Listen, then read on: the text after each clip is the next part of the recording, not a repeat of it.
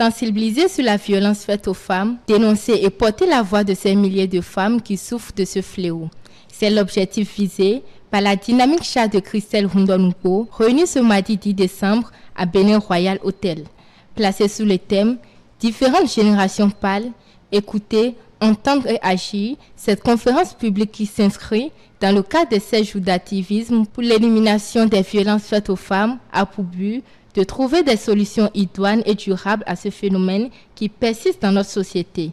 Une rencontre qui a su rassembler un large public composé de jeunes, d'adultes et de personnes du troisième âge. À travers un panel, ils ont partagé leurs expériences personnelles et professionnelles sur le sujet. Christelle Rundonoupo, présidente de la dynamique Cha, évoque les conséquences liées à ce mal et son impact dans les différentes couches de la société. Il y a des femmes qui abandonnent le boulot parce qu'elles veulent éviter les violences, de telle sorte que quand on fait le tour, on se dit mais à quel moment la femme béninoise ou la femme tout court apportera sa contribution, mettra son intelligence en faveur donc du développement de sa communauté, de son pays. Quand nous prenons nos traditions, quand nous prenons nos cultures, quand nous prenons nos habitudes, on a toujours l'impression que la violence y est. La violence s'est installée dans nos comportements au quotidien.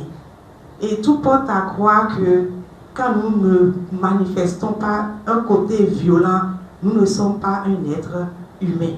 La présidente de l'Institut national de la femme, Huguette Bokpenyakadia, insiste sur l'importance de déconstruire le patriarcat au sein de la société, car cela pourrait être l'une des causes. Je pense profondément que nous avons besoin, femmes et hommes, de déconstruire le patriarcat.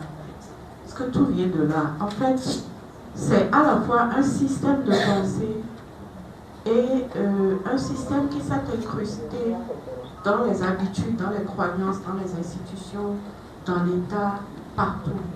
Et ce que ça véhicule fondamentalement, c'est qu'il y a un être qui est supérieur, et puis qui est le dominant, et puis il y a un être qui est subordonné. Donc l'homme étant celui qui domine, celui qui a un pouvoir exclusif, et la femme est son subordonnée.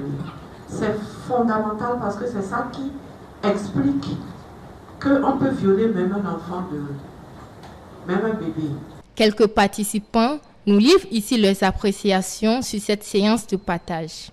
C'est une belle expérience, riche en partage, en témoignage. Ça nous a permis de savoir où mettre les pas, comment faire, quoi faire. Et ce qui est beaucoup plus intéressant, c'est la reconstruction non seulement de la mentalité, mais du patriarcat. Je crois qu'après une séance comme ça, chacun à son niveau a l'engagement ou bien doit avoir la responsabilité de porter le message à ses proches. L'homme lui-même doit s'intéresser à la cause, s'associer aux femmes pour qu'ensemble on puisse arriver à comprendre pourquoi jusqu'à aujourd'hui on continue de parler de violence faite aux femmes. C'est un sujet qui doit être regardé de près, qui doit être traité par toutes les couches sociales, qui doit être la préoccupation des décideurs au plus haut niveau de notre nation.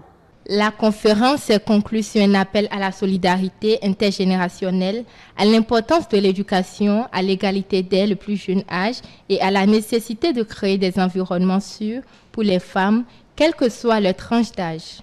Les femmes vivent le martyre au quotidien. Certaines sont torturées et triturées sous le sale poids des traditions malsaines.